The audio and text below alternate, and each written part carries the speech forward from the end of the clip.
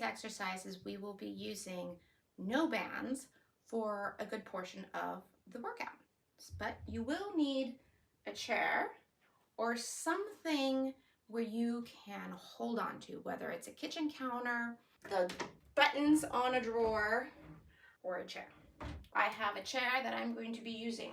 First exercise, we're going to turn this chair so that my support is about arm's length. I avoid using something this high because I am actually going to squat down to the ground and I won't be able to reach this from the bottom. So this down here is a little bit too low for me to find support while I'm standing up. So you need something right around the middle where I have support while I'm standing up and support while I'm on the floor. So first exercise is going to be single leg squats or lunges. So we are going to be having one foot steady on the ground while we use the other foot to lunge back. The weight is going to be distributed solely on the foot that's in the front. The back foot is going to have no weight on it. Same leg to the arm holding on is your choice. You can also hold on with the opposite arm. I want that chest pointing to the sky, your back nice and flat, your gaze nice and forward, as if you were looking at a camera and smiling at it the whole time. Your core nice and tight. This exercise is about this leg and this glute. So pick up the back leg. As you go forward, you are going to lean your torso forward because that is natural. But you're going to try to avoid putting that back foot down. So the back foot isn't even down right now. It's not down yet. It's not down yet. I just touched it. And I'm going to keep going until my knee hits the ground. Now, I'm going to come up using only this leg. I'm going to push on my entire foot against the ground and push the ground away from me, bringing this leg up with me without using it for support. What am I doing with this hand? I am simply supporting myself. I am not helping myself up. I am just allowing myself to be stable. Without this stability, you would be wobbly, and it would decrease your ability to actually perform the exercise safely, correctly, and with enough power to really dive into those muscles and the growth. Simply holding on for stability, keeping the back foot off the ground, and going as slow as you physically can as you keep gazing forward at the camera or your beautiful face in the mirror. All the way down. I just now touched my foot. Now my knee touched. I'm not putting my weight on my back leg at all. 100% of my weight right now is on my front leg. Now, the entire foot pushes away of the ground and my back leg comes up without using it as support to push away from the ground. I did not push away from the ground with my back foot or with my hand. I simply did it here. Let's turn it around. I take this leg up. I put my toe back. I puff up my chest. I take down my shoulders. I flatten my back and I tighten my core. And down I go. I'm not applying any weight to anything but the leg that's bending. Now that goes down, and without using the leg that went back, I come up. Always repeat the same amount of reps on both sides. Start with the side that is the hardest. Your weaker side should always be the first side you use. I am going to show you some modifications. How can I make this movement a little bit easier? Because frankly, that is very difficult. Take your foot, and instead of trying to put the top of your foot down on the ground, pop it, right? Now you're going to put the back of your toes on the ground, and you're actually going to support yourself a little bit on that toe. So you're bending, you're bending, you're bending, you're taking that foot back. Let's say this is as far as you can go without the support. So you pop that foot back. Now you keep going. You take this knee down, all right? Now you come up, but when you come up, realize now this toe's back there. It is completely natural to push against it. So try to push as little as you possibly can and just work on it. So using the foot in front, push away from the floor and push away from the floor with your back foot. But try to use the back foot as little as possible and the front foot as much as possible. Now, how can you make this harder? You just never touch the back with your back foot. You just keep it off the ground at all times. There's 2. Again, with no bands, we're simply using our body weight. We're going to be working on a single leg at a time. So we want, again, to have something to support our balance so we do not have to worry about that on our own. You've got a chair as an option, you've got kitchen counters, you have knobs on dressers, you've got tabletops. I don't suggest using a bed unless you absolutely have to because it is so cushiony and you can't really hold on. Window sills sometimes work well. Basically, you want to be able to grab onto something as you balance on a single leg while bringing your torso down. So in this case, we're going to be using this chair. Key forms to watch out for. You're keeping your chest nice and high, as if you just got a nice set of boobs put in and you want to show them off to everybody. Your back is nice and flat, your shoulders are rolled back, your abdomen is nice and tight. Your leg that you're standing on is going to stay as straight as possible, always with a tiny sliver of a bend so that you're not locking out your knee, but as straight as you can possibly manage before the locking of the knee. As we go down, you're going to be creating the effect of also closing that car door with your butt. That allows a hip hinge, and this movement, this hip hinge, lengthens your glutes and your hamstrings, therefore allowing them to be the target muscle that we were using. So turn to your support system here, your stabilizing item. I'm going to pick up the back leg. Now I'm going to try to close the car door with my butt. Whoop, as I bring the torso down. It looks like we've done this movement, right? Good mornings, exact same, but you're on a single leg. And now you come back forward.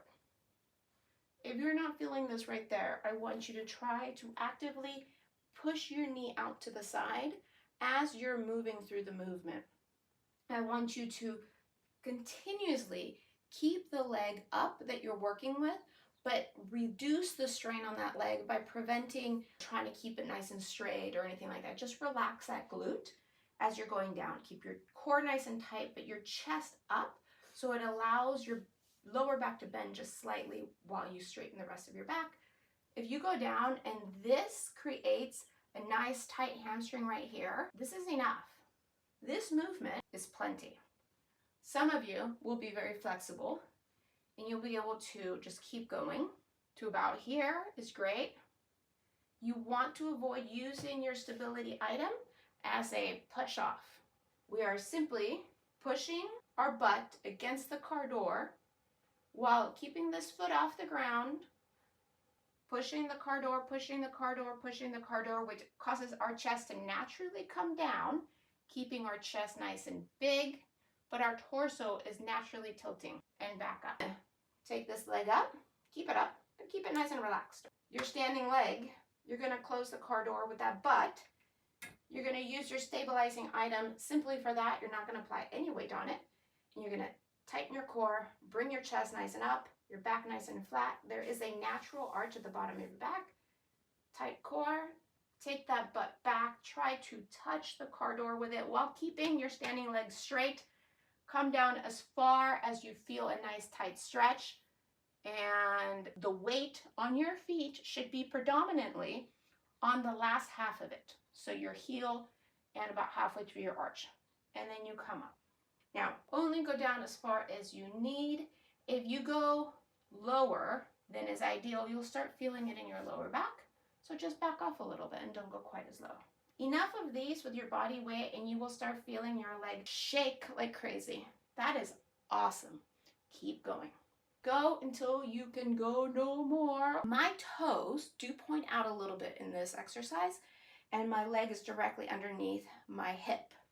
So I am not trying to stand with my feet this close. Simply I'm standing about here and then I'm lifting this leg and going into the exercise. How can you make this harder? You can apply a little bit of challenge by holding on to weights in your hands. Now, when I say weights, you might not have weights in your hotel room or in your home, anything that weighs. So grab a backpack, fill it with stuff, put it on your back, and go down wearing a backpack on your back. But if you do this, make sure that you're keeping your chest nice and high. When you put weight on your back, you're more likely to do this. So you want to make sure you're nice and big chest, even if you have weight on your back like a backpack. Avoid wearing your backpack like this as you go down. This is not what we want. We want up. This is what we want if you have weight on your back or if you don't have weight on your back. What is another way that you can incorporate a little bit more resistance to the exercise? You can use your bands. So similar to the good mornings, you can introduce the long band. Standing leg has the band underneath it. You put it under your neck, right in that little cubby of your neck, like we discussed for good mornings. The leg that has no band is the leg that goes back. Stabilize, exact same form. Nice big chest will help you keep that band in place. Nice flat back, shoulders back, tight core, straight leg. The butt tries to close the car door, and you come back up. The bands that have more resistance will obviously create a bigger challenge. Now, how do you decrease the severity of this exercise when you're already using body weight? Well, you use your stabilizing item as a push-off. You've got to work with what you've got, and this is your starting point. That is 100% okay. This is your starting point. Work with it. Exact same exercise, but when you get to the bottom, just help yourself push off a little bit. Just a little bit. And every time you do it, push off a little less and a little less. And eventually you will find yourself not needing to push off at all, and you will simply be using it to stabilize yourself. Now, tricks of the game. Don't wear shoes. Whenever you do a leg workout, take your shoes off. You see, I'm barefoot, not because I like to film barefoot, but because I do my workouts barefoot when I'm dealing with things where I have to be stable on my feet. Leg workouts, stability is very important, so I go barefoot. Exercise 3. We are on to bands now. In this exercise, we will be doing squats as we did in the first leg exercise, but we will be using the long band. We're going to take the band exactly the same way that we just demonstrated for good mornings in the earlier workout. You are going to place your feet, both feet on the band. When you're doing squats, you figured out earlier in the week what your stance is that you prefer. Go to that stance. But to recap, you want to start with slightly wider than hips width, with your toes slightly out.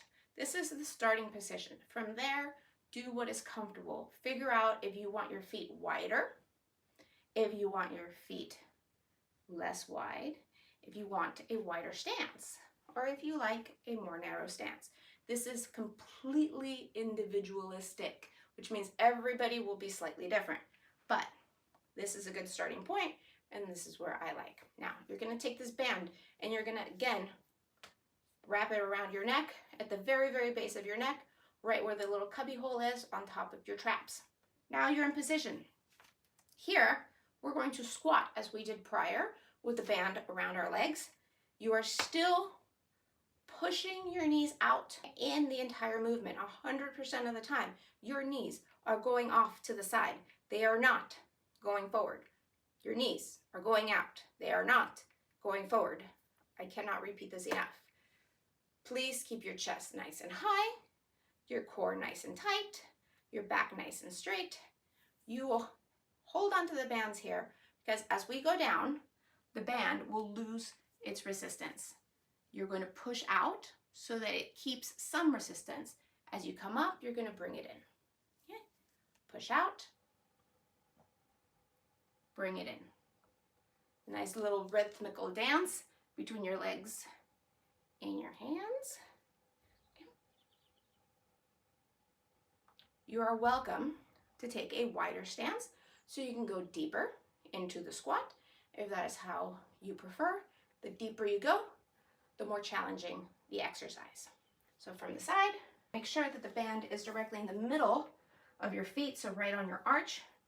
Take a nice wide stance. Well, I'm going to take a nice wide stance, opening my feet, and as I go down, I'm going to push the band off to the side, keeping my chest up, my back flat, my core tight.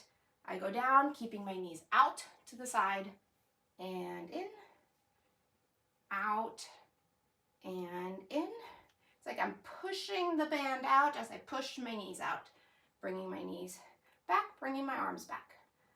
Knees out, hands out, bring it back in. Knees out, hands out, bring it back in. Always keeping your core nice and tight, your chest up and out, your back nice and flat, your knees pointing out. You're fighting the resistance for your knees to cave in, and you're simply moving the band out to increase the resistance at the bottom. Bringing it in at the top because there's already resistance at the top. How do you increase the severity of the exercise? You squat lower. You get a resistance band that is more taut. How do you make this exercise slightly less intense, which at this point I need? You get yourself your chair and we work on the chair again, all right? Take your band, situate your feet so that the band is in the middle of your arch. Grab the band, position it right at the base of the neck in that little cubby above your traps. Hold on to your band. Get the stance of choice. Tuck your core, lift your chest, flatten your back, take your shoulders back. And as you bring the band out, you take your legs out. Oh, there's the chair. And up I come. Okay? And down. Oh, there's the chair. And up I go. You are welcome to sit for a split second and then come up. As long as you are coming up with a flat back, your chest up nice and high, and you're still pushing the band away, still keeping your knees out against resistance, keeping a tight core, and you go up and down. Eventually you will find that you don't need the chair there anymore, and you can move the chair out of the way. You are welcome to do this exercise without the band and simply do a second day of body squats. That is fine. If that's where you are today, that's where you are today. Just simply work on form, tempo, make sure you're going down nice and slow, and you're coming up using your legs. Push against the ground, push the ground away, full-footed push away.